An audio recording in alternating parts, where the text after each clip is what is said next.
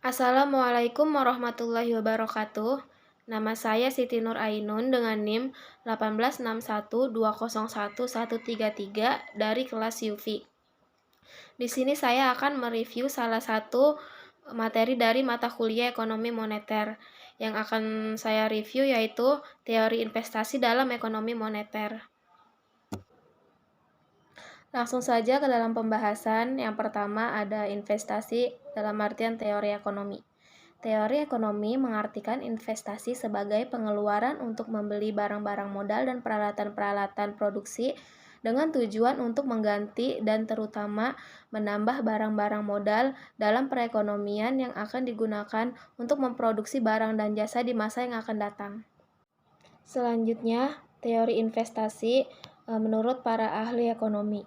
Yang pertama, Sukirno 2009 berpendapat bahwa investasi berarti kegiatan perbelanjaan untuk meningkatkan kapasitas produksi suatu perekonomian. Yang kedua ada Samuelson 2011 berpendapat bahwa investasi meliputi penambahan stok modal atau barang di suatu negara, seperti bangunan, peralatan produksi, dan barang-barang inventaris dalam waktu 1 tahun. Investasi merupakan langkah mengorbankan konsumsi di waktu mendatang.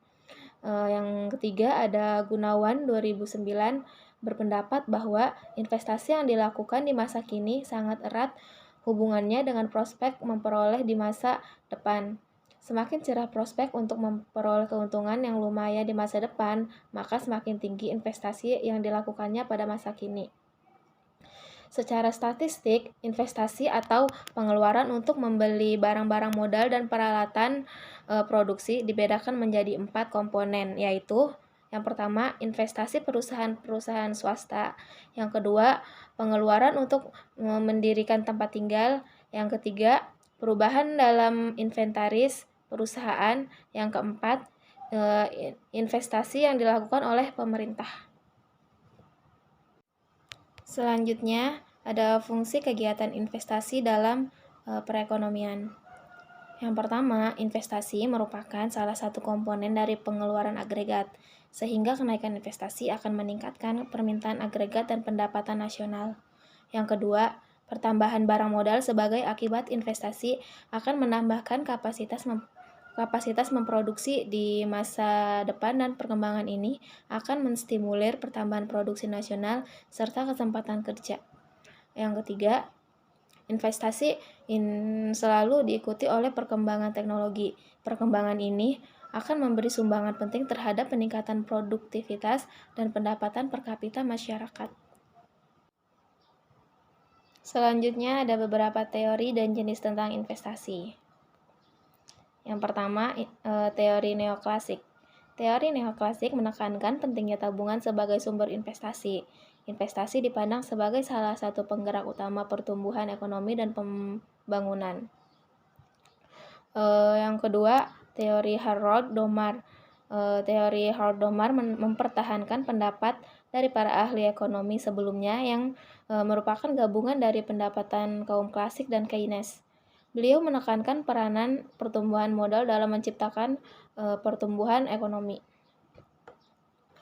Selanjutnya, jenis investasi ada 2, yaitu investasi pemerintah dan investasi swasta. Investasi pemerintah yaitu investasi yang dilakukan oleh pemerintah pusat maupun pemerintah daerah.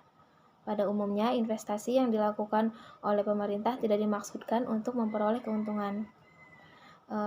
Selanjutnya, investasi swasta. Investasi swasta yaitu investasi yang dilakukan oleh sektor swasta nasional, yaitu penanaman modal dalam negeri atau PMDN. Ataupun investasi yang dilakukan oleh swasta asing atau disebut penanaman modal asing atau PMA. Investasi yang dilakukan swasta bertujuan untuk mencari keuntungan dan memperoleh pendapatan serta mendorong oleh adanya pertambahan pendapatan. Jika pendapatan bertambah, konsumsi pun bertambah dan bertambah pula efektif demand. Investasi timbul diakibatkan oleh bertambahnya pemerintahan yang sumbernya terletak pada penanaman pendapatan disebut induced investment. Menurut Undang-Undang Nomor 25 Tahun 2007 tentang penanaman modal. Segala bentuk kegiatan menanam modal, baik oleh penanaman modal dalam negeri maupun penanaman modal asing untuk melakukan usaha di wilayah negara Republik Indonesia. Penanaman modal terbagi menjadi dua bagian, yaitu penanaman modal dalam negeri dan penanaman modal asing. Penanaman modal dalam negeri adalah kegiatan penanaman modal untuk melakukan usaha di wilayah negara Republik Indonesia yang dilakukan oleh penanaman modal dalam negeri dengan menggunakan modal dalam negeri. Sedangkan penanaman modal asing yaitu kegiatan penanaman modal untuk melakukan usaha di wilayah negara Republik Indonesia yang dilakukan oleh penanaman modal asing, baik yang menggunakan modal asing sepenuhnya maupun yang berpatungan dengan penanaman modal dalam negeri. Yang terakhir ada penanaman modal asing atau PMA. Yang ada dua, yang pertama investasi portofolio, yang kedua investasi asing langsung. Investasi portofolio merupakan investasi yang melibatkan hanya aset-aset finansialnya saja, seperti obligasi dan saham, yang didenominasikan atau ternilai dalam mata uang nasional. Kegiatan-kegiatan investasi portofolio atau finansial ini biasanya berlangsung melalui lembaga-lembaga keuangan seperti bank, perusahaan dana investasi, yayasan pensiun, dan sebagainya. Yang kedua, investasi asing langsung merupakan PMA yang meliputi investasi ke dalam aset-aset secara nyata berupa pembangunan pabrik-pabrik, pengadaan berbagai macam barang modal, pembelian tanah untuk keperluan produksi, dan sebagainya. Sekian review dari saya. Apabila ada kesalahan mohon dimaklumi, kurang lebihnya mohon maaf. Wassalamualaikum warahmatullahi wabarakatuh.